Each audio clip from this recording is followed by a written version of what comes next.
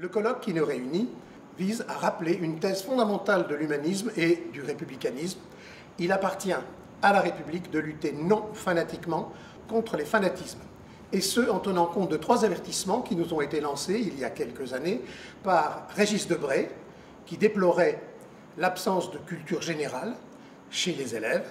Deuxième avertissement, celui d'Olivier Roy, qui consiste à nous prévenir que les croyants eux-mêmes ont été souvent privés de la richesse de leur propre tradition culturelle. Enfin, un historien, Xavier Boniface, pense que ça n'est pas au gouvernement de légiférer sur le domaine du convictionnel, fidèle en cela à la loi de 1905.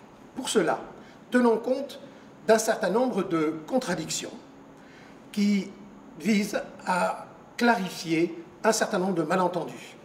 Il me semble que du côté des religions, un enseignement laïque des faits religieux implique absolument une adhésion des croyants vis-à-vis du principe de laïcité, car par la laïcité, la foi devient un objet d'étude pour le croyant lui-même. Du côté des laïcs, ce thème que nous allons traiter vise à montrer que la laïcité, ça n'est pas bouffer du curé. Jamais bouffer du curé n'a nourri son républicain, dit Jules Guesde, je crois qu'il a raison. Enfin, clarifier, discerner, mais surtout proposer, c'est-à-dire viser la formation des maîtres, le tronc commun de la formation des maîtres, qui est à mon avis trop dispersé aujourd'hui. Et là, le CLR occupe tout le terrain et occupera encore davantage le terrain.